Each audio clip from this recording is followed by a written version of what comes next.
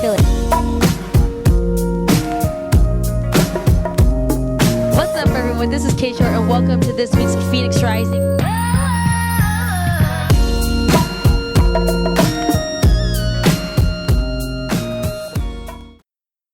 What's up, y'all? My name is K.Short, and welcome to Phoenix Rising. Today, I'm so excited for this interview, and I'm like really, I don't know how to explain, like I'm very, I don't know how to explain it. Like I'm just so excited because, like I was telling you earlier, this is Dianne Halloway, by the way. Hi, guys. Sorry, I got all fangirl really quick. I was like, oh my gosh, where the video was on. But no, like I said, it's really important to see people because to see people in these spaces that you want to be in. So even just as an educator, like we want to be able to see that there's an educator that looks like you, you know, or someone that is doing it in general. Right. So I'm just excited to get to know you and get your story out there, which has already been out there and which y'all should Google. But she'll give you a little background story. But like, I'm just excited because if you can do it, then I know that if I take these correct steps or if I just take the steps and moving forward, then it's possible to be in those spaces as ourselves. So. Again, Dianne Halloway. We have some background. We had the opportunity to get to know each other because of Malachi Creative's set for Arena Music. Shout out to Malachi. Shout out to Malachi, bringing a whole bunch of dope artists and creatives together. So I had the opportunity to get to know her. Yeah. And also, I am going to give you background. I do remember seeing like your interview with Valley Hype like 2 years ago. Awesome. And then doing the Fashion Week. And I was just like, but like it was even better getting to know you on set and be like, what? We probably played basketball or whatever the case. More likely we would, for sure. Well, I was probably on the bench, and I was probably just watching varsity basketball doing that. So, yeah, let's give them a quick background, just very short background of what you do. Tell them to Google you, and then we'll start jumping into, like, West Phoenix and that whole thing. All right, great. What's up, guys? I'm Dianne Halloway. Originally here, born in Arizona, Phoenix, Arizona, to be exact. And, I'm a footwear developer. I'm more or less interdisciplinary type of footwear designer, and I can like elaborate that throughout the conversation. But definitely into footwear. Been doing this for a while. The company's name is Dianne Halloway. Nice. Do nothing but between a high end to your athleisure line type of sneaker. Yeah. And definitely follow me on my YouTube at Dianne Halloway. Follow me on my Instagram at Dianne Halloway and Twitter. Yeah. Dianne Halloway. Right. So definitely follow me on all those platforms to understand the concepts and the designs that I come out with. Out of curiosity, I was thinking about it because I saw I think yours was a python or a snake. Yeah. And I was just like, I don't want to know how she got that skin. I don't know if she was the one actually Steve Irwin on them or whatever. But I'm just curious because, you know, when I think back in the hood, like it was all about the J's. You know, it was all about matching from head to toe, you know. And I also have the struggle. I'm sure we got both small feet. Yeah, man. Yeah, these shoes I've had since I was 15 playing basketball in these. Well, shoot, you bringing it all the way back. Yeah, like. We're going to have fun. Yeah, exactly. But I just remember being like, I wasn't able to buy the men's shoes because they was too little. I know, too small. So I'm just curious, like you went high end though. You're like over here going for the Brad Pitt, you know, and going for the John Legend. I did. Why didn't you, just out of curiosity, why didn't you go for just the athletic sneaker? Yeah. What really piqued my interest was just the idea of kind of just testing the grounds. Yeah. I wanted to know what high end was about, and I felt like there weren't a lot of women in the high end men's footwear market.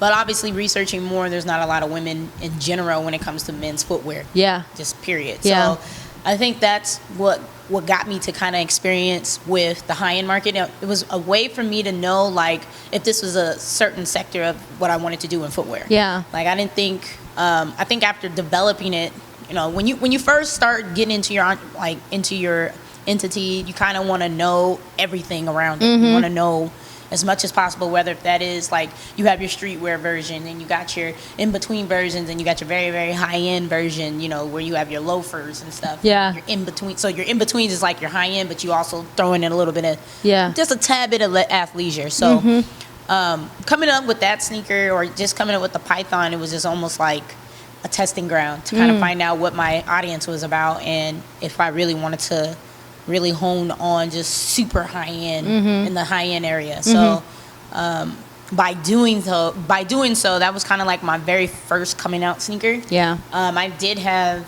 a concept sneaker that I put out. Well, I had a friend that put it out on Facebook, and he didn't believe it at the time because it was like, oh, you know, you were an athlete, you know.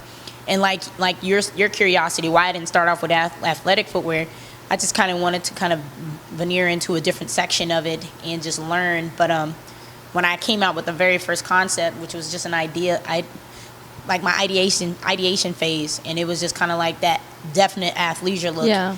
And I had a lot of rep for it, so I was just like, all right, that was a nice testing ground. And then when I did the pythons, it was just like, okay, let me see how they react to this shoe. Yeah. You know what I mean? So I think that's what got me really in it. And plus, I was an athlete, so I was like, I want to do something else. Yeah, yeah. And just kind of see, and if it's a great niche for me to jump in, I'm gonna jump in it. But yeah, this is all testing. Yeah, definitely.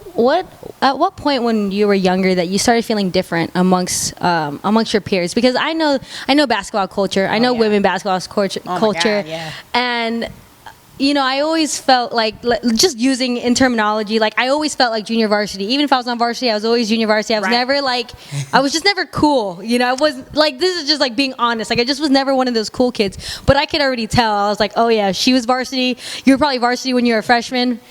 See, like she's one. Like I don't even have to ask her that question. I already know, because there's a certain elevated confidence when it comes to varsity, you know. And I just personally didn't have that myself, and so I'm just curious though, because I know varsity girl talk, and it's just I'm just curious as when you started feeling different, because I think. Let's look back at your friends, right? It was Alhambra, right? Yes, Alhambra. Let's look back to Alhambra. Whoop, whoop, go Lions. Go Lions. You know, watching GCU grow right before your eyes. But just thinking of your peers then, the people that was on varsity, what they're doing now, and like, when did you feel like, you know what, I think I'm going to be more than just an athlete. Just an athlete, you know, because a lot of people just stay an athlete, and that's all they ever, you know, that's all they ever do, and they just play ball on the weekends and work their 9 to 5. So what was the turning point for you of like, you know what, there's something else that I want to do, and I want to test the waters with this? I think a lot of that came after, I would say, when I got to college. I wouldn't say. So you were still very much varsity. Yeah, I was still very much baller. Like, I want to be a baller. I want to be the female Iverson. Like, nobody gonna stop me. Like, it was one of those. I could tell. Like, you definitely have that confidence. Like, what? Like, what you gonna do? It's that quick, you know, that 1-2. But yeah, honestly, it didn't really change, or nothing kind of came about until I got to college. Wait, talking to college, how did you get to college? Because I had a hard time. I didn't get no scholarships. I'm over here with $45,000 of debt. Like, also knowing a little bit of your background, like, any role models in that sense helping you out, or did you just Google it and figure it out from there? You know, I was a ward of the court, so meaning, like, you know, I was in foster care. I actually aged out.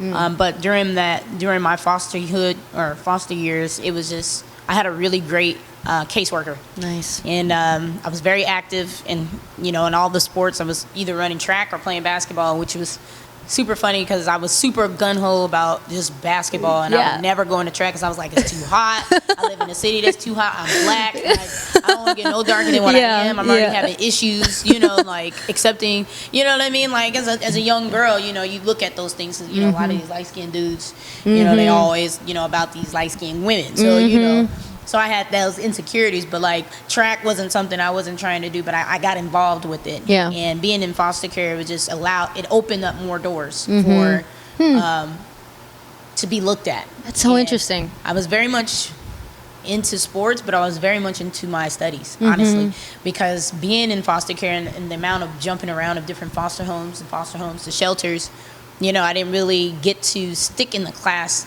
long enough to like learn things. Like reading comprehension was like my worst thing. Yeah. I think a lot of people kind of struggle with reading comprehension, but just just being able to stay long enough in a school just to inquire and learn as much as possible. And so I always felt like I had more of a struggle than any other kid when it came to learning things at an appropriate time. Yeah. And so like schooling was one of the things I ended up getting that, that definite,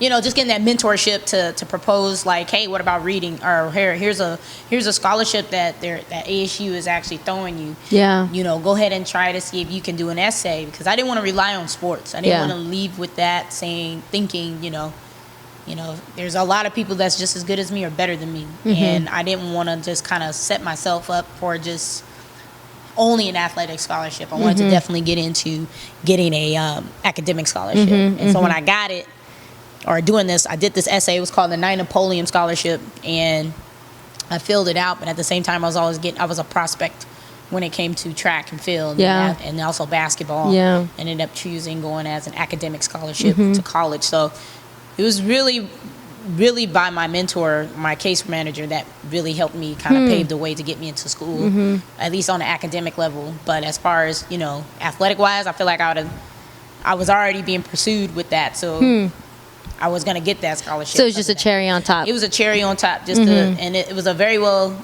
just something I can pat myself on the back for, just because of my own background, knowing of what I went through and just the things that I've, experienced. And so just to be that statistic that they try to say that foster kids don't, they kind of fall off and follow the footsteps of their parents, or they don't do very well in school. I was actually top 25% of my school, you know what I mean? And averaging very well. My best friend was actually the 1%, Nice. So it was following the footsteps of people, like, just to prove to myself, but to others, and just hopefully to be that example for other kids that, I'm not going to just rely on my sports, but really rely on my studies and learn as much as possible so that I don't feel like I'm deceived just because of my life background. I find that interesting because I feel like sometimes when we're looked at, and I know just speaking for myself, looked at, you're like, man, that person must live a really hard life, to not only be a person of color, to not only be a woman. I mean, even being short sometimes is getting discriminated against, like, because you're short. Because naturally, some people, like, naturally our eyes, when someone's in power, they're usually tall for some weird reason, right? And all these things. Growing up in the West Side, coming from these socioeconomic backgrounds, and it's just like, I feel like a lot of times people could be like, feel sorry for us, but at the same time, it's like we have more to fight for. Yeah, we do. I think we do. Yeah, and so when you that case manager, right? Yes. So out of curiosity, have you went back to this person and kind of be like, hey, by the way, like, this is what's going on now, this is what I'm doing? Like, are they still very much involved in your life? They used to. When I got out of going into college, we were very much in touch. And then I think she left the system, just because she learned a great deal about the foster care system and just like the ideas of not being fairly given, Just there was a lot of kids, even now there's a lot of kids in the system, and they don't have very many case managers that's willing to take on those loads. So a lot of them get underpaid, and there's people who do it for the heck of it, just because they want to help. They want to do as much as possible. For the case of my manager, our case manager, it's like a little bit of both. You do need to live, so I understood, but I think she did her justice by helping me get into college. And if I were to see her sometime, any day, I would love to thank her. I thanked her so much when I got in it for even coming up with that that scholarship, because that was a 6-year full ride. Yes, I'm gonna ask this. That was a bomb scholarship. I didn't have to pay for anything. Wow. So it was just 6 years. 6 years. So they gave you 2 extra years. Yep, just to go into my master's program. That's so interesting. But wait, if you would have went into your doctorates, just out of curiosity, they would have covered that too. Yeah, they would have. Wow. Napoleon was a great scholarship program. Wow. And I would recommend any child to anybody who's in the system for it, because that they cater to those people in the system who also have just a parent, one I don't want to say one parent, sounds kind of, someone who's just if you're a single mother, single father, and you have a child, they cater to that person. Wow. Too. So you studied your undergraduate, which was, yes, what was the degree? Industrial designing. Really? See, I went to NAU. Y'all at ASU, I don't know what y'all have over there, but y'all like studying like the fish over there. That's how many degrees y'all have available. I'm just like, what? It's industrial what? Industrial designing. Okay, so explain. Wait, no, but like let's talk about that. Right. When did you have the idea of sneakers or shoes and footwear? I was a tomboy, so I'm sure everybody can see I'm such a tomboy. So you went to ASU so before college, you already had the idea of doing shoes? Not necessarily. Like I said, I was really honed down on being an athlete. I felt like once I got to college, I was like, I'm just being an athlete. Yeah. Be a top athlete, that is. And it didn't come about until like my sophomore year when they proposed this new curriculum that ASU ended up proposing. And it was like, if you want to be an industrial designer. Because I went as an architect. I used to do design or drawing contests with my older sister. What? She was the one who I was very much influenced to get into design, just because we used to compete against each other when it came to coloring and stuff. And I would lose so bad because she was so good at colors. I was good with just chalk and pencils. So like when it came down to like, let's have a coloring contest, I would lose all the time. And I would cry and be pissed off, just so pissed off. And I used to hate going to my art classes because I had that one teacher that would draw, like, she'd be like, let me add a little bit of blue, and I'd be pissed off with that. So she's the one that got me that really... explains the all black everything. all the time. I wear black now. You know, you can see now. I just, you know, because you can't color, you know, you try to make a mark and you hardly, you know, can't see. Crazy. I mean, obviously I got a little color. Yeah. You know, but yeah, like, I used to hate it, man, but... me and my sister used to do these competitions and stuff, and that's what got me really into it. I remember she used to harp and be like, I'm going to be an architect designer, and I'd be like, I am too, so that I can compete against her. So going to ASU and winning architect, didn't like it. I was like, I don't know why she thought this was a cool idea. This sucks. How old were you? You're like 7? I was 7, like 7, just like, yeah, let's do it, you know. And I'm like, wow. She's like, you can't be that. And so we would compete. Is she an architect now? No, she's living at home, works with Bank of America happily with 4 children. That's good. That's good. She's happy, but she wants to go back. We had a conversation yesterday, and she was like, I want to go back. I want to be an architect. I still want to color better than you. It's a lot of work, you know. Going into it was a lot of work. So, like I said, ASU proposed that curriculum. Wow. And I was just like, I'd rather do that. But if they didn't propose the curriculum, oh man. You know, I don't know where I would be because honestly, coloring out the lines still. I know I'd be mad. I don't know where I would be. Probably maybe art, you know. But very interesting. I would have had a lot of traumatic experiences with that. But I would say like if they, I'm glad they proposed that because it was something that it was brand new. Yeah. And they were asking, you know, being an industrial designer. The way they categorized it or the way they defined it was being an inventor. Huh. So you get to come up with whatever you wanted. So I was just like, oh, even better. That's something I really want to do. I'll do that than build buildings all day. So no disrespect to any architect designers. Thank you for this building. You guys are awesome. Thank you for this awesome build. I feel like if I was an architect, you guys would all die. Like honestly, they will all lay die. the wrong foundation. They would die. The foundation would be horrible. So that's dope. So industrial design was the way to go. And when I got introduced to sneakers was just because a lot of the guys on my team and just like I said, being a tomboy at Wait, heart. Were you doing athletics at ASU too? Yeah, I was. Oh, dang. I was running track. I actually, so instead of being, you know, taking the athletic scholarship, I took the academic. And I was like, I was confident enough to get on a team. So I was just like, I had a couple coaches that called me. They were like, so what are you going to do? Yeah. You know, now we know that you're going to ASU. They were very upset, by the way.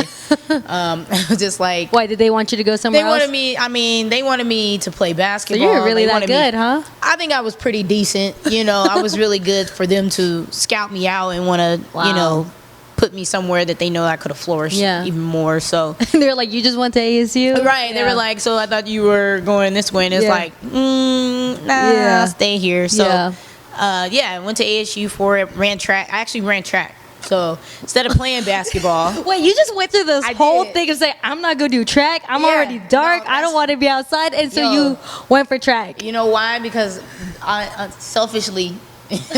my coach was like, you can make a lot of money in track. And I was like, oh, word? You know, like, I was like, I'm going to do that, you know. But I ran out for track. But this was shortly after I was approached by some of the girls from the ASU team.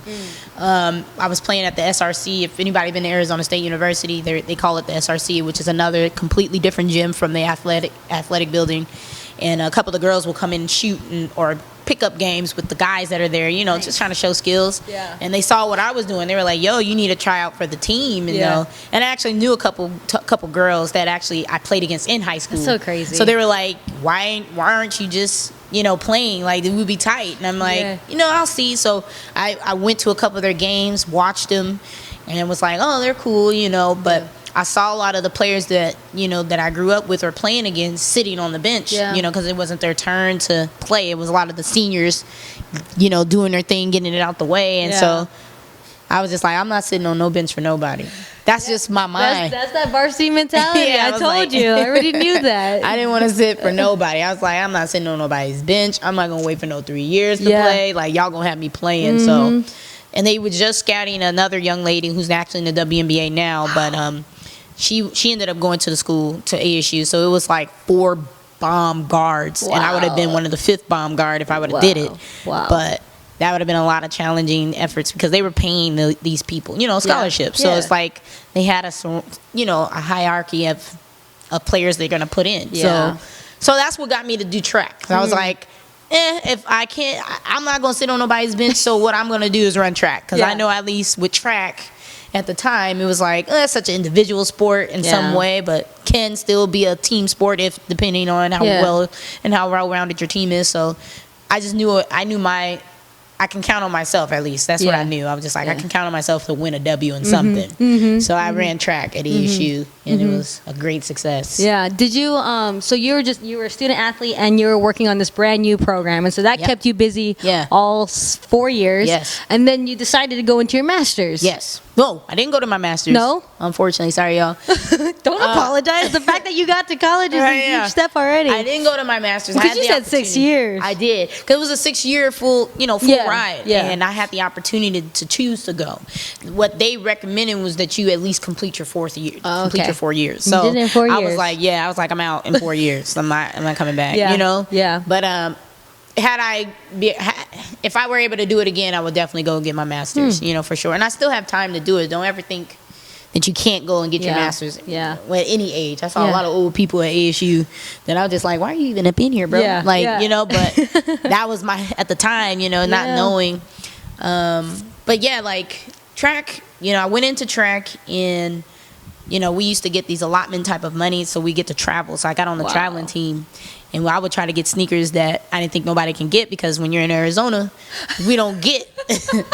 I love it. She just said, when you're in Arizona, then it's just like, I just hear a period. That's because it. We don't. We always late to everything. Music, food. I'm just saying, everything, So it was just kind of like, this is the opportunity to level up. And just be above everybody at Arizona, above Metro Center Mall, above Sky, basically. So I was just like, man, this is great. I would come back, and people who were not from Arizona that was on the team that was from LA, they'd be like, man, we already got those, and I'm like, damn. So you mean to tell me I went to Oregon? And I got the same shoes you got that you had like 2 years ago. So I would be pissed off. I'd be like, man, because I would never want to tell nobody where I got my shoes. I'd be like, man, I ain't telling you where I got my shoes. I'm trying to be the only one. Very Arizona, West Side mentality. Very, sure. And so, it failed. So I kind of looked at it like, I'm going to have to create my own sneaker one day, Yeah. And being that when I was in industrial design, that was an open door for that. I had a great mentor throughout the process in my school year, at ASU, during my classes. Wow. Which is funny, too, I had my teacher, and being in ASU, and if you're in the School of Design, they give you an ultimatum. Well, not an ultimatum, but they kind of tell you, you can't be an athlete and design at the same time because it's time conflicting. When you're designing or part of the, School of Design program, you do 4 hours of, studio time. Yeah. And if you're traveling with the team, you can't do that. So I had a really good teacher that was like, go ahead and, finish up track. Yeah. Get in the best shape. You're in the best shape of your life. You can always come back to design. So that's how that happened. And then I ended up going back to design after college, after running with ASU and stuff like that. You had a mentor that said that you could do both, as opposed to the system saying you can't do both. Right. You know what I mean? So how did you find this mentor, out of curiosity, or did they just pick you up and said, I want to mentor you? I mean, I had two. So my very first mentor he attended ASU. He actually graduated from there. He was in the School of Industrial Design, or School of Design, studying industrial design, and then he went into design science. So I met him through a friend of mine, and we just connected. I looked up to him as far as his business venture. He had nothing. He designed some things and patented some things that he's done well at, and he sold his own company for, I think it was $2.2 million or $2.3 million. Yeah. So I was just like, man, I'm trying to be where your level is, and he was the one that he was like, you should really, really start off going into footwear, because I had that interest of what I wanted to design footwear, but at the same time, I also wanted to go in electronics. Oddly, I actually wanted to do, just redesign just the ergonomics of everything with the look of something or anything. I wanted to kind of change it up and do something really innovative. And that's industrial design. That's basically what it is. So, but he was the one who encouraged me even further, just be like, you should focus on you should design shoes because I know you like shoes so much. Yeah. And I was like, you know what, I am. I think he's like, I think it's a great avenue. One, just to learn the business of just when you're designing, and two, there are not a lot of women in the field. If you do some research, learn about things. There's not a lot of women in industrial design as it is, but going into men's footwear, there's not a lot of that either. So that, from that point on, after having that conversation with him, he was mentoring me throughout the process of developing the company, getting everything situated as far as getting a lawyer, all those necessities you would need when you're building a company. And then my second mentor came in after I did the release of my very first concept. Well, I don't want to say release, but the showing of my first concept, my sneaker concept, that I ended up getting PacSun hitting me up, at Nordstrom's hitting me up asking for 20,000 pairs at the time. And I was like, I don't know what to do with that. You know what I mean? It was like, I'm glad I didn't take the, just take the initiative of going for that offer. They asked, they were like, do you have 20,000 pairs? And I was just like, no, not at all. And you were still in school at this time. I was still in school, I was like, not at all, So it was just kind of like, I knew that I had something special to give to the world, and I knew I had the talent to do it. So that confirmed everything as far as let's go into footwear. Wow. Yeah. Period. Yeah. So, yeah. Yeah. So I feel like because we were talking about like being from West Phoenix, and just because it's Phoenix, and I'm sure all over the world, there's places in urban areas and communities where there's just a lack of mentors in general. And so like getting to hear your story and hearing because I, thinking about how much, like how far you've gotten so far in such a short amount of time, and I'm just like, and then talking about PacSun hitting you up and all these just legal stuff, and I'm just like, I don't even know how to get an LLC. Like I don't even know what that is, you know. So it's just like interesting that that's definitely a part of your story, and so that makes me turn the question to you: if there's anyone that you're personally mentoring in their journeys. I feel like I have a couple people. I actually had a friend of mine who started her own nonprofit organization, and this is when I was truly going full throttle with my entrepreneurship. Like we both worked at a we worked at a behavioral health facility together. Wow. And so you would think after coming out of college designing that I would have got a design job right away. Not necessarily, I actually got out of college in 2008. So that was during the time of the recession when it hit so bad. So nobody was accepting anybody. Wow. So it was just kind of like, man, and that's what got me to really even more further to start my own company, because it was just like, maybe this can be the time that I can start building everything since everything's kind of at a halt. Yeah. And, but yeah, I think throughout that process and sharing that story, I had people like my friend who started her own nonprofit. She saw what I was doing and was encouraged and was like, I really want to do this. How do I even get an LLC? And even though it's not footwear, it's just giving those steps of how to even build it. Yeah. And until this day, she's buying her very first house based off the money she's used off her nonprofit. And it's becoming a bigger organization, which is great, And so I would say her, and then just other people that are very interested in the fashion field, especially when it comes to footwear. I've had people reached out how did you get in footwear? What did you do, and how did you even start contacting manufacturers and stuff like that? So, and you think that your mentor had a hand in that, or were you just Googling things? No, you know what? My brother's wife had a hand in that. Her dad did these custom celebrity carpets for people like Madonna, or I guess, and some celebrities that he would sell them to. Yeah. And he had a cool manufacturer that he talked to. It was an Asian manufacturing, and I was like, all right, cool, let's do it. I asked him, I was like, I have an idea that I want to propose. Maybe I can talk, with your wife about it and see what she thinks, and she could talk to her dad. And so got to talking to him, and he connected me to my very first manufacturer. He was the one. The other ones that I have 4 manufacturers. The first manufacturer was my Asian manufacturing, and then I have my Spain, and then I had Portugal, and then just recently, it's been 3 years now with my Italy manufacturer. Yeah. But those were the ones I researched on my own, over time, because being approached with Nordstrom's or those higher brands that contacted me, it was Are you are you manufacturing in Arizona or in the States? Because that's higher value. Or are you doing it overseas? Like if you could do it in Italy, then we could really price mark your shoe, into the right audience that you're looking for. So that's what encouraged me to get other manufacturing. But yeah, like I would say just those things that I was able to at least talk to other people that were very interested in footwear. So I would say I don't have too much.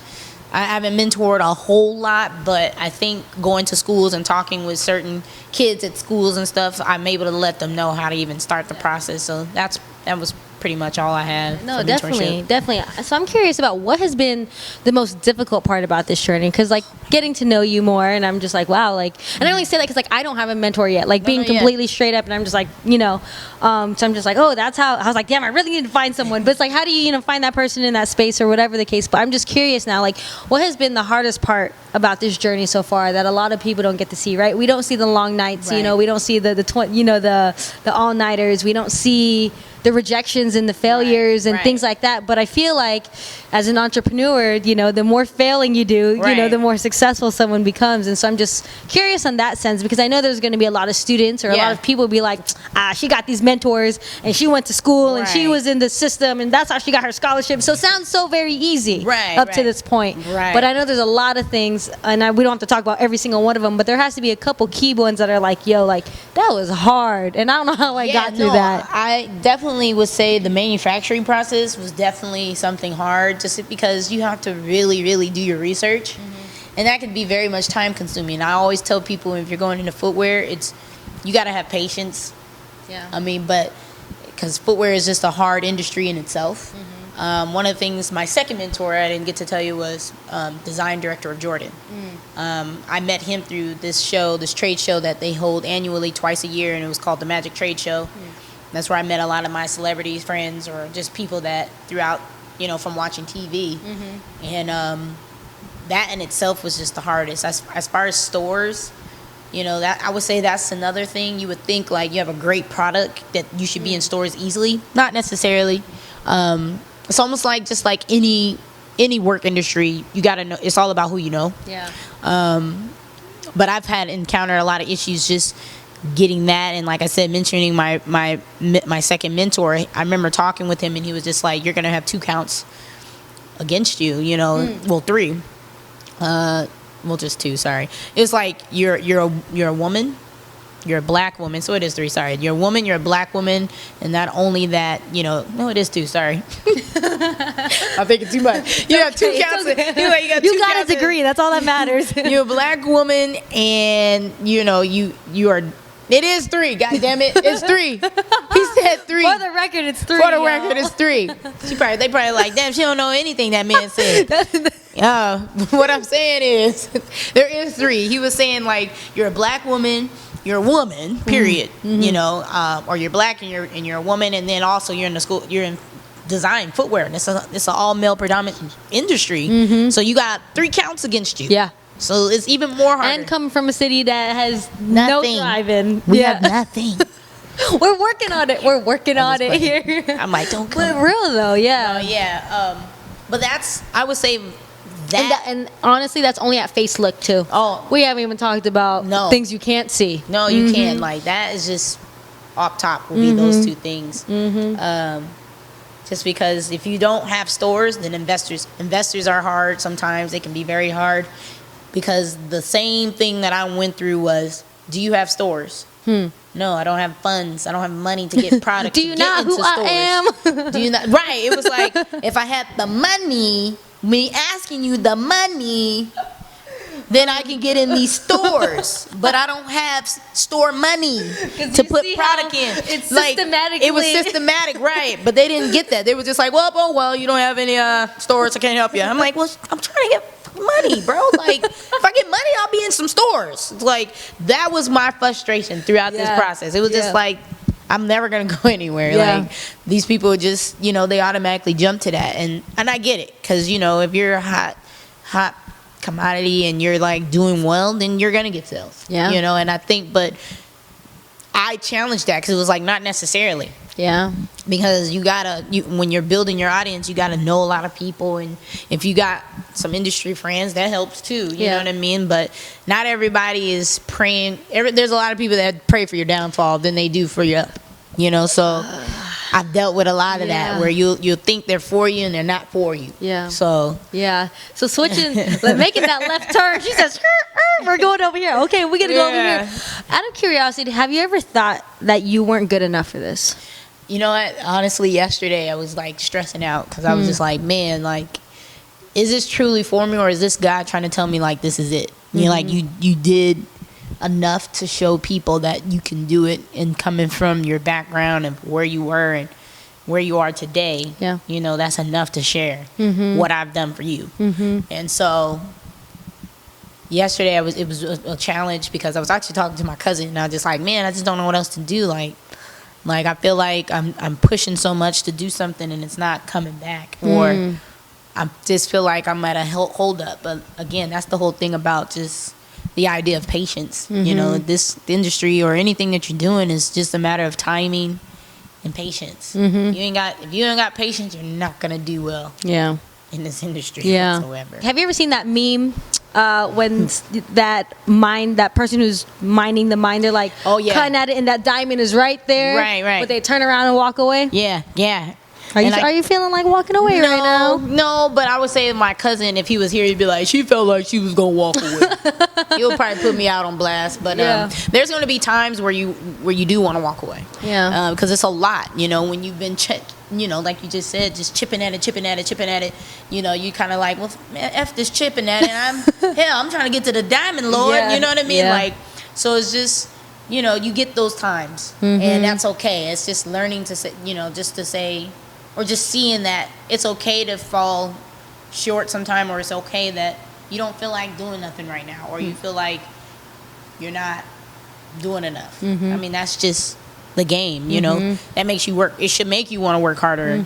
But definitely not going to give up just because I came too far to not give up. And one of the things that I've learned, or at least have taken away from this experience, is just my brother, he's a screenwriter. He does stuff for Power. He's a writer for Power. He wrote for the Bernie Mac show. He used to do those things. And so, like, just that alone, I remember, he had the money to give it to me. But he said, nah. No, you going to work for it. It was really like, you're going to work for this. And so I appreciate him on that level of, not giving something to me so easily. Just like with any mentorship that had the money, like all my mentors could have easily gave me that pedestal of getting ahead, but because of the process and just the industry in itself is so rigorous, if I had handed to me, I would have left, because I had got it so easily. And so if you were able to kind of go through it the way I'm going through it, where it's not necessarily like I had a silver spoon in my mouth, you're gonna appreciate it more. You're not gonna let it go that easily, because you worked too hard. It was a lot of crying nights, a lot of sweat and tears, just a lot of sweat and tears, just a lot of hard work, period. Just getting to the next step, or just having that one foot over the other. So definitely was feeling like that yesterday, but like I said, it happens. But I'm not gonna leave the game, because I feel like I have a lot of people looking up to me to keep it going, and just try to kill it as much as I can. As a female, So And just on that note too, like honestly, like just hearing that part of the story, and you're like talking about yesterday, I'm just like, nah, like if you can't do it, then what am I gonna do? I'm just like I just want you to know, like, that's how big of an inspiration it is, knowing that how, like, I can honestly remember being at Alhambra High School and, like, sitting on the benches waiting to play. Or I was playing first and then watching y'all play because you traveled, so I got to stay there and watch the game. You know, that's true. I could honestly remember your energy. I appreciate that. In that space and feeling I don't doubt that I remember watching you run back and forth at one point. You know what I mean? When I was with my junior varsity team, or we're on the freshman team, or whatever the case. I vividly remember that energy. So I just just seeing you and knowing how far you came and the processes you've gone through, I'm just like, okay, if Dianne could do it, I could do it. You know, if Dianne could do it, I could do it. You know, and because it's very few. Like if you look at Phoenix Rising, every person that's on, they went to Tolleson, they went to Westview, they went to Independence, they went West Side schools. Well, I'm trying. Areas. You know, I'm trying out in these streets, letting people know, little kids like us, remembering like, yo, like they came out of our area and like it's possible. And that's why I'm like so avid about getting our stories out there. And that's why I go into depth. Like, no, you gotta tell me how you did it, right? Because I don't know. You know, and then a lot of people just think it happens overnight. You know, but the kid needs to know, like, no, this is how far back I started, and I talked to my counselor, and I got the scholarships, and doing step by step, and then you know how things happened, and that program showed up out of nowhere, and but you were going to go be an athlete, and they need to know that part of the story. They need to know that it wasn't just something that just happened because they were one of the lucky ones. But it took a lot of work. It takes a lot of work. A lot of determination too. So, making it back into the right turn, I'm curious about the game in the industry, and if you ever thought of yourself would be in those spaces, you know, and as a newcomer, I'm so honestly like afraid of it because I hear I've been watching MTV my whole life, been watching VH1 Behind the Music, I've been consuming TRL, I've been older people. BET, I've been watching cable my whole life, and so now that I'm in it, I never thought in a million years I would be in it, and so I'm just curious, like when were your first steps in it, and you're just like, well, this is what people like rant and rave about, but it also sounds like your family's in it too. So like, was there some steps of them, some warning signs like, hey, by the way, this is what happens in this game? I think my brother's so bland. I don't know how to put it. I mean, that's the best I can put it because he's that guy. Like I'm I don't care about like.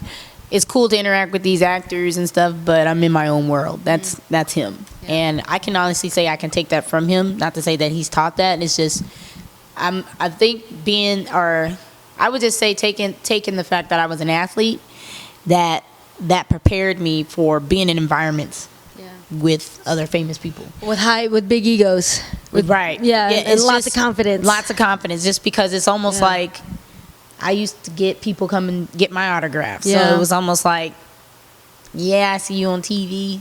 You're awesome. Yeah. But I'm not going to run up to you and be like, oh my God, and cry. Is there one that you would run up to and cry? I don't know. I would say I had like an infatuation and like hardcore with Matt Kemp. Okay. Like I was like, that's a one good looking man. I was like, Lord, he would change me in a heartbeat. But so you would run up and cry for that one? I would run up to him. Like I met him at a sneaker event, and I remember giving him. I'm sure he probably thought I was like a little Kevin Hart because I was making jokes. So I was just like, I'm gonna find you. It was just like one of those. Like he probably was like, she crazy, But I was, and you from Arizona? And I'm from Arizona, so like I totally forgot to talk about shoes with him. That's how good looking he was to me, and I was just like, dang, I will run up to him any day, But everybody else, I wouldn't say that I've talked to. So if Beyonce was sitting right here, you wouldn't run? I don't think I would. I feel like I'll kind of have that. I think I'll be smiling a lot. I'll be doing that, like trying to play it cool. But I probably won't. You can't tell me you don't have a Destiny's Child album, though. Oh yeah, I had that's what I'm saying. Every Destiny's Child album. Writing I on had the wall, all day pictures, and when my foster mom. Tell me you gonna chill, like. Yeah, probably will. but only in a good way. Like I'm gonna be smiling. I'm gonna be like Eddie Murphy, like. Just real cheesy, but I had those Destiny Child. My sister bought me the Destiny Child's tape. Yeah, you know what I'm saying? Wow. And I remember playing that to the fullest. You gotta rewind it back up. Rewind it back, and if it came out, I had to put my finger in, get it back. Man, I had them on the wall, so I thought I was singing to them. So she's going deep, y'all. She's giving you like, this is what the room looked like. But no, I was like, because I was have to show y'all. I was over there. But see, that got me in trouble because I ended up actually going into church choir after that. There you go. My aunt heard me singing so much. She was like, well, you going to be in the choir. I was just like, hey. Beyonce made me do it. So, no, but I meeting them, they're just humans. They're just like me. And so. Their shit still stink. No, they doesn't stink. No, you said Beyonce's poop don't stink. It does. I don't know. Well, I don't know. Beyonce may be pooping gold for all we know. I don't know. No names. I think one of the humblest person that I've ever met was Big Sean. He was awesome. I mean, I can see myself being really friends with him. Yeah. Like, he was very open, just very welcoming. Yeah. You know, and throughout my time, I remember having this briefcase. I don't know what the hell I was wearing, by the way. I had like this. Dress, right? No, it wasn't a pink dress. I feel like this was worse. You know, like because I had like this wrapping, and he probably like, the hell you wearing? You know, but I'ma still be cool with her. You know, so. And I had this briefcase, and actually I had the pythons in there. And so, like, he was like, you gonna let me see those? And I'm just like, huh? I don't know if I want to show you yet, because you part of good music, and I don't know what y'all. But now I showed him, and I was just like, it's a process. I was like, this is my testing shoe, you know? And so he was like, well, that's what's up. I'll see you at the top. But just like I said, just how welcoming he was, it was just really, really comforting. It was really nice. So, like, I've met, you know, took pictures with. I would say he was one of the people that I've talked to, or I just had a little conversation with, which was really nice and warming. Swiss Beats was a very nice guy. He ended up. I had told him, I was like, man, you following me on my social medias, so I got to meet him for once. And talk with him, and then I met Pusha T, but it was like a hi and bye. Can I get a picture? You know, type of stuff. And I met so many people along the way, and like you said, just being in a vicinity full of famous people, and if I've ever starstruck, never. I don't ever really get starstruck because, like I said, I just think they're like us, and I think you kind of want to blend in, but not blend in so much that you become saturated like that. Just kind of high and mighty. There's a lot of people I've met that was very much sedity. You know, people got money in their pocket, and then there's people who's very cool, and you just kind of like, I didn't picture you to be that person. You know, so like, I mean, just being in the midst of like all those people, and just having the opportunity to be that, it was definitely a learning curve, but also a learning curve and a great experience, and just a blessing at the same time, because I got to see those things and maybe be able to tell other people, you know, not to kind of like go up and do all those things to them. You know what I'm saying? Like, kind of treat them like human beings. Like, you're a human being. But I know a lot of them don't like that either. There's a lot of them that want you to they come want to be validated. and just be like, yeah, well, you so-and-so. And I was just not the one to do that.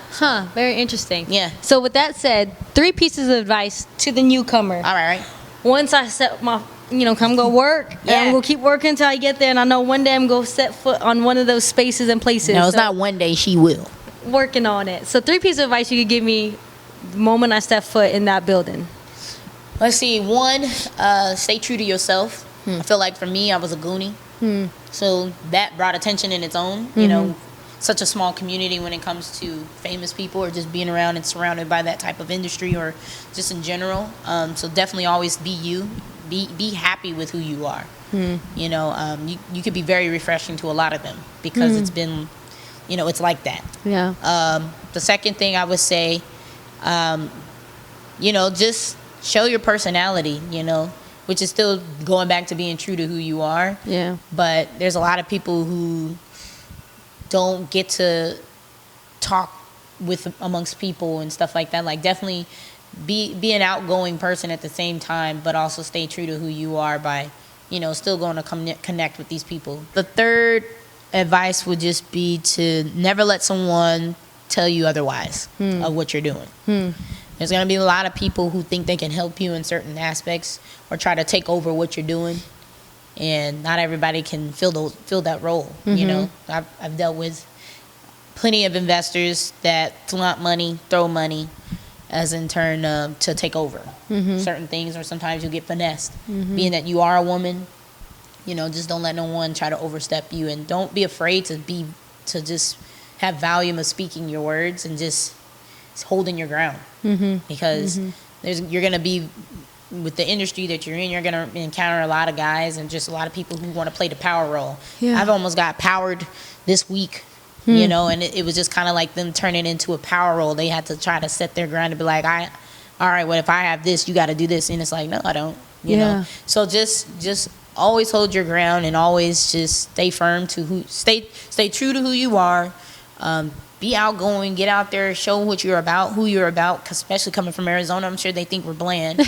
And then 3, you know, don't ever let nobody try to finesse you or diminish you and your talents or who you are. And as a woman, don't ever let someone to feel like they need to overstep you, because you are a woman, and you can't make those decisions like what they can be, or how they can make decisions. So Just Awesome. always do that. Just keep those in mind. Yeah, definitely. I'm gonna write that down real quick. After this, go write that one down.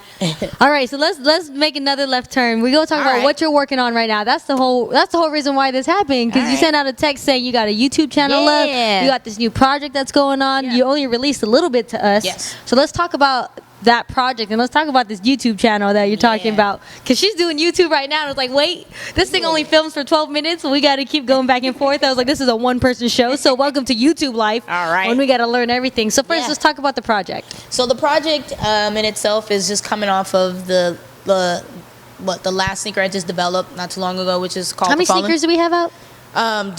This is recently the first sneaker out. Oh, wow. So after all this, so how long have you been in the game now, I guess you can say? I would say I started back in 2009, but nothing really officially didn't take off until 2012. But that's crazy, though. Like, people don't, they're like, oh, it happened, you started in 2009, it happened in 2009. They're like, nah, it's been 8 years, though. Yo. Yeah. Okay. Start looking like Barack pretty soon. So this is change. I'm serious. Yeah, you know, hope for all the hopelessness. Yo. So 8 years, 9 years. Yeah, 8 years. Right. It's been there. It's almost close. Yeah. They always say when like your 10th year is when you actually start to go. That's what they say. That's what they say. That's what they say. See, I challenged my mentor when he said that. He was like, it's going to take you 10 years. I was like, I'm going to try to do it in 6. There we go. But we're at 8 right now. We're at 8. If I want to get technical, I'd be like, I started in 2012. Okay. But still, it's still past and beyond for 5 years, yeah. Yeah. All right, so this is your first sneaker out, you're First saying? sneaker out, called the Fallen Bolide. The concept or the name, how the name came about was just the idea of this super Bolide that I looked up. Because I was trying to really figure out what kind of name I want to give it. And that dictionary finally came in handy, that dictionary that you learned in school that your teachers told you to look up these words, it was awesome. I ended up looking up this concept, and it was called the super Bolide, and it was this asteroid. I kind of wanted to go into the not astrology, but just like the constellations and stuff like that. And so I was just like, what would be a cool name that I can give this that would be outer space, avant-garde, and all that extra? And so I fell upon, like I said, Super Bolide, which is this asteroid that's supposed to be coming down to erase humanity. Oh, okay. I always say that it's a book that's like a Revelations, but that's far worse. But that's how I came up with the concept, because it was about this rock that's supposed to come to Earth and basically destroy humanity, or just kind of start a whole new revolution. And I looked at it kind of related to what I was doing. Yeah. Because there were people who heard about me, and there was people who didn't hear about me. Everybody had their speculations whether if I was going to come down and drop my sneaker, and some people didn't know when that was going to happen. So it just kind of correlated very well.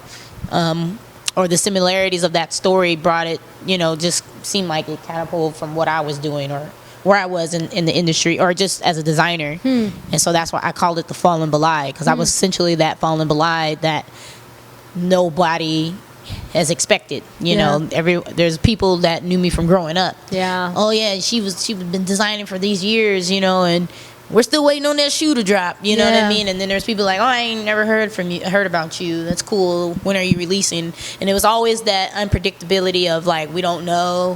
And so that was the same thing with the concept, or with Fallen, or the Super Bolide story. So that's how I came with that sneaker. And then just building the concept and just building the story just kind of relates to who I am, like I said, and just the aesthetics of it was very unique, because I'm a Yoshi Yamamoto fan. If anyone don't know Yoshi Yamamoto, he's actually one of the IT designers and designers for the Adidas, which is the reason why Adidas is flourishing as they are, just because of his designs. He used to be an independent designer of his own, and was so much about avant-garde developing. He was ahead of his time, and Adidas saw that, so I commend Adidas for picking him up early.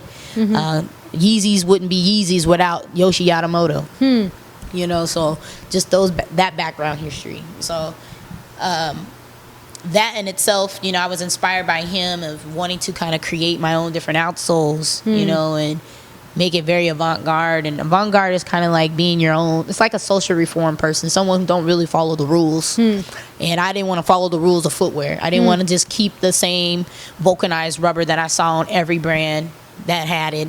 I wanted to kind of have my own customized outsole that I made. And so one of the things I've learned and paid attention in college was just the materials class, because I knew how to design, and I knew that technology was going to take over and be able to, where you're going to have to apply a lot of your designs through online, you know, and just, it would be so easy to develop. But what a lot of designers, or most designers that I thought don't pay attention to, is just how to make those things. When you think about Nike came up with their own outsole, just on accident.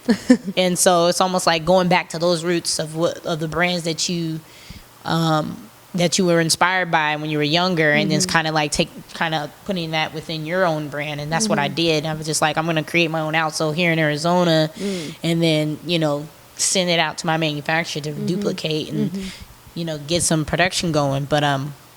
But yeah, the shoe is so uniquely done that it's inspired by Jordans. It's inspired by Yoshi Hashimoto's, and it's Oscar Niemeyer, which is the Spanish architect guy that I really loved and what I studied during my school years. And I just kind of came up with this compilation of sneaker that nobody really can't so much pinpoint, but can take off of it like, oh my God, from afar, they're like, that's an Adidas shoe, or that looked like an Adidas shoe, and it's like, no, not at all. And then they get close, and it's like, no, that ain't no Adidas shoe, that's something else. And it's like, that's the point, you know. But it's good to have those similarities, because a lot of people they spring off of that. So I was able to pull from those things and be able to get similarities of people that they like, some of the things that I liked in my background, or shoes that I've always wanted but never got, you know. And so I was just like, I'm gonna put it all in one, you know. And I did. It was like this great, crazy looking shoe that a lot of people are like, that's a dope shoe. You know. So. And it's a high-end shoe. It's a high-end. So this shoe particularly, like I said, I studied when I did the Python sneaker. It was like, oh, well, now that I know that, I don't know if I want to go super, super high-end, but I definitely want to go in between. I want to be your high-end / athleisure line. And so this particular style is a mix between your high-end and athleisure. So it's very casual. It looks like you can run in these shoes, probably play basketball, but they're not for basketball. They're not for running, so don't you try it. Right, go twist your ankle. Don't twist your ankle. Then hit me up talking about, I'm suing. You didn't do a good job. You know, you didn't do a good job because you went out and played basketball when you know you wasn't supposed to in these shoes. So, but I wanted that aesthetic and that feeling, which came through with industrial design, and you know, just have that feel, that all around feel of an athletic shoe, but it's really a high end shoe. So nice. And I saw the video to it. How long did that take to film? What was the concept behind that? We're gonna have to put the link in bio or find it somewhere. Somewhere, we'll put it here, don't worry. So tell us about the video. The video was inspired by this poet named Geoffrey Chaucer. Because I've kind of started with the concept of the fallen Bolide, it kind of like peeled off from that. And with this storyline or storyboard of developing this video was just to kind of introduce it in a way that I'm outside of my yard, back to when I was younger. And I don't know if I'm obviously telling my age, but like watching Mr. Rogers, you know, and all those people in Sesame Street, you know, stuff like that. You know, I used to watch this show, and I used to want to emulate these people. I don't know, what's his name, Bob? Dude that did all the paintings on PBS. Oh, yeah. Yo, I wanted to be him. Wow. Because I would get my board and watch TV and be like, and he'd be like, really? Add a touch of blue, and I'd be over there like this. Adding a touch of blue. Adding a touch of blue, trying to be like him. But it was just like, I know that man make money. Like, I want to be like him, you know. So you can't really see it in the video, but I'm sitting on a broken TV, and next to this TV is raked up, you know, leaves and you know, just raked up leaves and stuff. And then next to the raked up leaves, there's this bag of junk. And the simile of that, or along that lines, or the metaphor of that, was just, you know, the things that I thought I wanted to be in that TV, you know, actually is broken. And the leaves next to this TV was just, when I was younger, I used to rake up people's yards just to make money and give to my mom, but also save for myself so that I can go and, you know, save as much money as possible so that I can, like, somehow be a part of this TV show or try to get there, you know, to be one of those kids that was part of Sesame Street or whatever. And then the bag of junk was essentially the simile or the metaphor of like I was fed junk this entire time and didn't know that what I was looking and asking for was not too far from, you know, just, it's like those things where it's like somebody is telling, like for me, you know, I'm not a super religious person, but I definitely believe in God, and it's almost like, it's like God's trying to tell you, like, yeah, you want those things, but you don't know half the stuff. It's like, it's very unpredictable. Just like in the industry, you think you want what you want, but when you get in there, you're like, this ain't and none at all what I expected at all. So that's what the simile or the metaphor of the bag of junk was like. I was being fed junk, and knowing that I'm now in that industry or just being around these people, it's like I don't want to be that. I don't want to be that. So that's what got the video. And then with the poet Geoffrey Chaucer, he actually explains that in his poem. He falls asleep in this deep abyss or this deep dream of being basically led into this temple called the House of Temple. So Geoffrey Chaucer the poet falls into this deep dream, and in this deep dream he's being led by this eagle, which you can break the eagle down in his poem so much that it's like, if you think of it, ego or ego, your ego is the one that, you know, because I guess the eagle in his in his dream, in the poem, he was, you know, just this guy or this thing that was funny, but also the person, a smart aleck. And just like your ego, you're a smart aleck, and you kind of have this whole dimension of, you know, being this high and mighty person, but also just being sarcastic at the same time. So he's being led by this eagle to this temple, to this place called a House of Fame. And in the correlation to my video, I use a church as my way of showing that I'm going into this beautiful facet of building that once you go in there, everybody that wants to be so holy, basically going into the church, you think everybody's holy, but it's not what you expected. You know, like, you know, they have those things where they talk about, not to make it seem like the whole video is religious, it's just the simile along the lines of going into a building that you expect that everybody is supposed to be perfect, or everybody was what you thought they would be, and they're not, and they're just only trying to find themselves at the same time. And there's people who still play that line that that's who I am holy and all out there, whatever you want to call it, and it's like, no, you're not. You know, you're a regular person trying to portray being this person. You know what I mean? Like, it's good to have those attributes of wanting to be perfect, you know, and just want to live a good life and show that to people. But it can also be deceiving at the same time, because not everybody can relate to you. So when you think about, even with the Bible, you know, just knowing how God had every disciple of his was either someone of a murderer, someone who, something was wrong with them, but they all were able to go out and tell his story, because you can't have somebody who's never been in your shoes to go tell you a story that they never, you know, if they never been in it. So I understood where that whole simile was, or of him bringing those people or being so close to them, you know. So it's the same thing of just in my standpoint, it's like you can't never be relatable if you're always perfect. Yeah.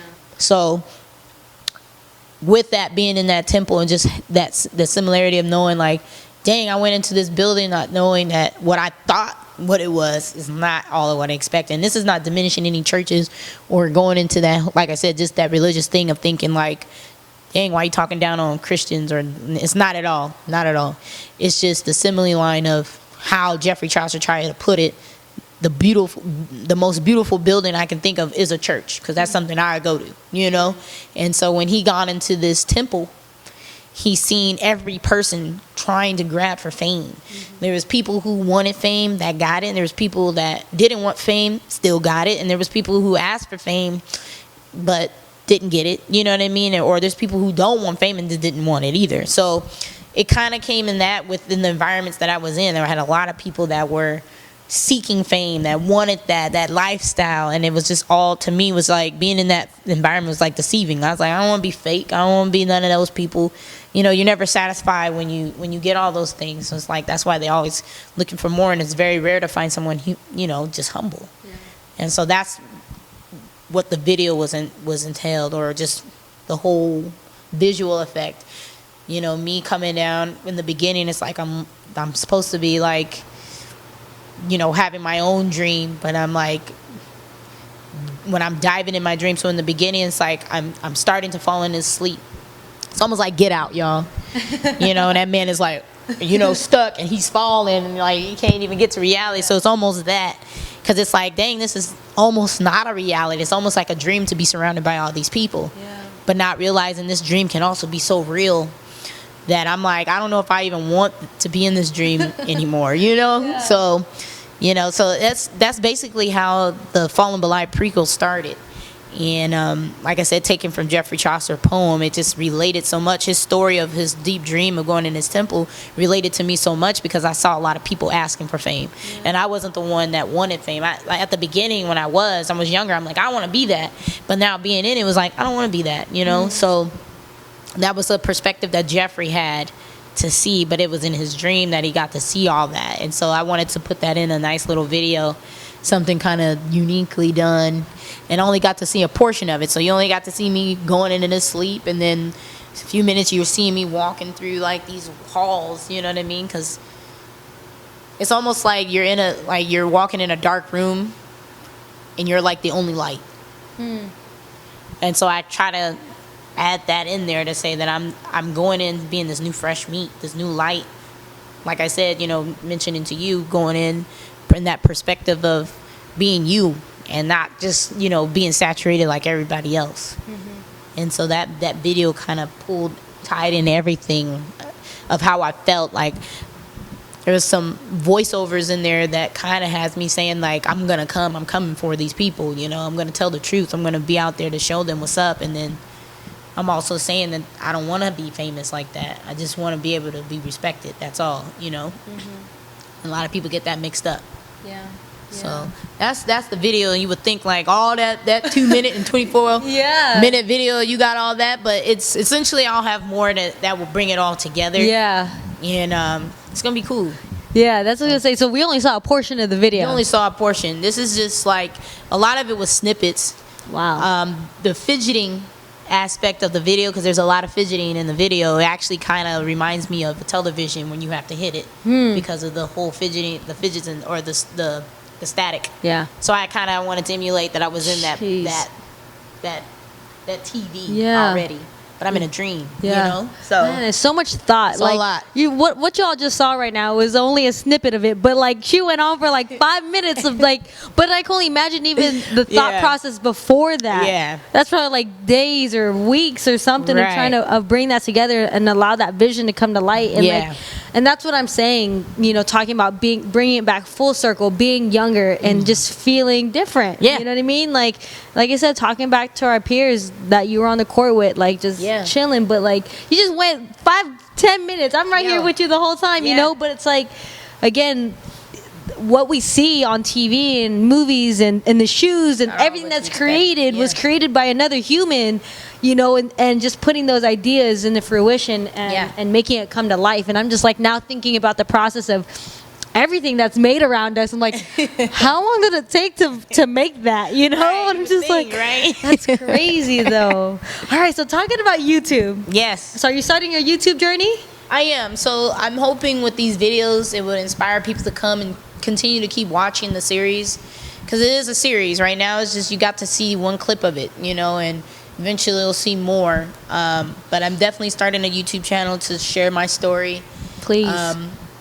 It won't be as poetic as the first beginning part, but I think I wanted to start it that way so that I can educate people about who Geoffrey Chaucer was too. But I hope what I'm envisioning for the next series is to really kind of talk to you guys like how I'm talking with you guys, like talking with you and everyone within the video, just to explain, you know, just half the stuff that I went through, even the bogus calls that I get, or just even like the bogus, you know, like when you're trying to get in a store, just the what do you want to call it? It's just like the idea of just getting this, when you're talking to people and you want to get in somewhere and they kind of give you this bogus answer or this excuse. Oh, well, you got to have this and that. And it's like, come on, man, for real. Like, those are things I want to expose. You know, there's a lot of brands that say they're for building newer brands, but they're really not. Yeah. So like I want to be able to put that out there, and eventually I'll have exhibitions, which I do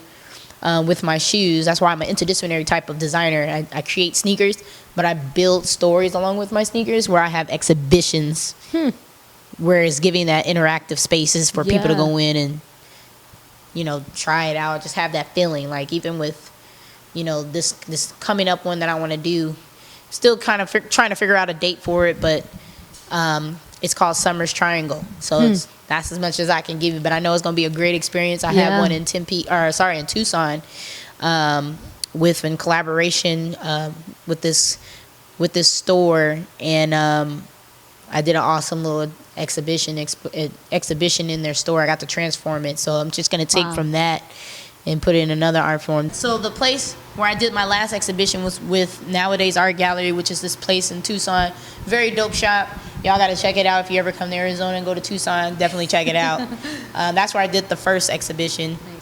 Second exhibition. My very first one was in Phoenix at the Monarchid, and that was a really cool experience that I had. I actually had the shoes from the ceiling hanging down with using fisherman string. So are we going to expect any vlogging in there at all? Or is it just going to be these very creative, well thought out series that you're going to be putting on there? It will be a well thought out series, and I feel like a lot of that's going to be explained through Instagram. Okay. I feel like that would be a cool way to tell people, because on Instagram I'm like taking certain clips and I'm like explaining this certain clip, and it's like, this is what this clip is, you know, so that they can see the bigger picture. I think when I did my first exhibition out here, you know, a lot of people respect that. They were like, I didn't even know how you even came up, just talking about how I came up with the Fallen Bolide, just the name. They were like so thrilled, and I've been kind of trying to build my exhibitions and just this concept, and particularly as if it was a movie. You know, you get to see the first movie, you see the first one, and then you got to wait till the next one to be developed to understand the full story. So. Is there anything else that we're working on? So we're working on the new shoe. We're working on the YouTube. Is there anything else we're working on? A lot of people have been requesting the cranberries, so you never know, that may come into play. A lot of people are like, oh my God, when the cranberries come out, please let me know. So right now I've just been trying to get this shoe out to the proper people that asked for them and you know, did a pre-order for and stuff like that. So I've just been trying to really work on getting some funds and in line so I can get them out. So my last two questions are, what has been the best part of this journey so far? The best part, I would say, just meeting all the new people, just the different cultures, being able to travel, definitely. I'm looking forward to traveling to Italy this year. So that's something, even this year or even next year, I would just say that, because I would say it would be later down the line that I'll be traveling, but definitely the traveling and meeting different people. Like, I didn't expect to meet all these people throughout my journey. Like, I expected to meet people, but not really build relationships with these people. So that was really nice. Like, I got to meet you, you know what I mean? That was really nice. I mean, I didn't even have to travel very far, but just to know, like, okay, I got people around me that, you know, that love what I do, or just infatuated with what I do, or just are interested, you know? But that's one of the things, the sightseeing, being able to talk to folks, tell a lot of people about what I love doing. So. And the last question is, again, thinking back to our younger selves back at Alhambra and Maryville, if you could give advice to our younger selves and the little ones that are looking at this video, what would it be? I would say definitely don't give up. Don't allow your life circumstances to deter you from your dream or where you want to go. I just say, if I can do it, you can do it. I didn't have either parent. You know, I had someone filling their roles. So you're blessed to have both parents, or even just one. So don't ever give up on your dream. Don't ever, like I told, you know, K.Short here, you know, don't ever allow anyone to overstep you or to make you change your mind or make you feel some type of way of what you love doing. You know? Nice, awesome. Any last thoughts? Any shout outs before we close out the show? You know, shout out to, like I said, to Miss Malachi for allowing me to meet Miss K.Short here. Shout out to my team, you know, all those who involved in the process, who've seen the process. Shout out to everybody who's been supporting the brand this far. It's been a long time coming for sure, and I know a lot of people are waiting on this product. You guys will not be disappointed at all. that's about it. Make sure you guys follow me on my Instagram at DianneHalloway.com. Or sorry, Diane. That's my website. Follow me on DianneHalloway.com. Make sure you follow me on my Instagram at Dianne Halloway, Twitter Dianne Halloway. Just stay on the lookout and just keep up to date. A lot of stuff. That's where you'll see it. Hit me up. Let me know what's up. Yeah, perfect. Awesome, Dianne. Thank you so much for being on the show. Of course. We've actually have a basketball game to get to because we discussed it. As again, we got to talk over at Malachi's set. We were like, we both played ball. Y'all are probably about to watch me lose tremendously because again, I was on junior varsity and just hung out there. But it's okay. You never know. We gotta see if these bones still work, if these muscles still work, and she still got the jump shot.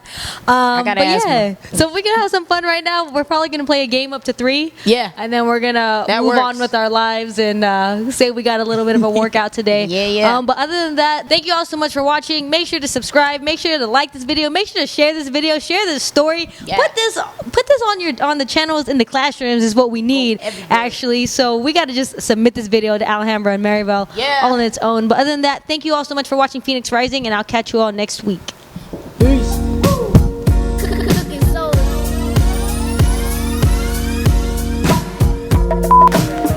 What up? Alright, y'all. Out here with Dianne Halloway. Again, she was on varsity and I was on junior varsity. It's okay though. We got senior versus freshmen. Let's see who's gonna win this first game to 3. And I got my first J's on and my only J's I ever bought because I was never cool like that. I'm playing in some Huaraches. Uh-oh. Which are not basketball shoes. I love that you're like, these are basketball shoes. Right. They be like, well, why are you playing in them?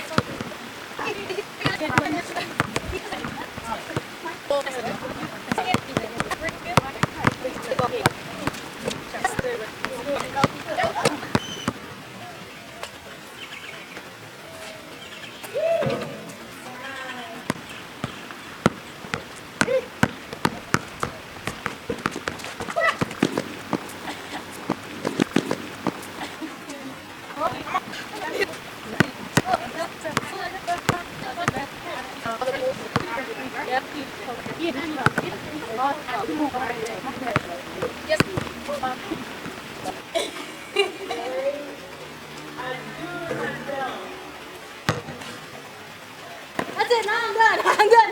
Y'all saw me make that? Cause I was about to get her. I was about to get her.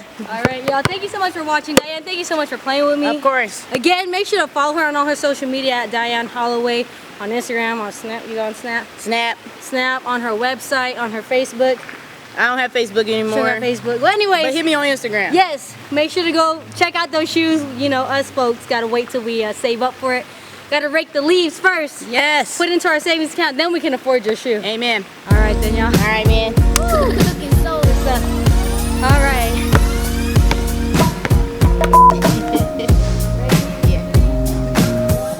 What's up, guys? This is Dianne Halloway. You just caught me on Phoenix Rising right here on Peddler USA. Perfect. You didn't do it in the mic. Oh, crap. I did all that. Peddler.us. .us. Sorry, I say USA. Sorry. All right, that's good. We had to do it over. All right. Yeah. What's up, guys? It's Dianne Halloway. I'm here on Phoenix Rising. Thank you guys so much. Right here on Peddler US. Can I do another one? How do I say it again? Wait, I gotta say it again, man. We said, wait. Yeah, I'm like, man, fuck this, man. I can't say this shit. This is too much. I'm out. What's up, guys? It's Dianne Halloway on Phoenix Rising, right here with Peddler US. .us. God damn it! I don't want to do this. What's up, guys? It's Dianne Halloway. on Phoenix Rising right here with peddler.us.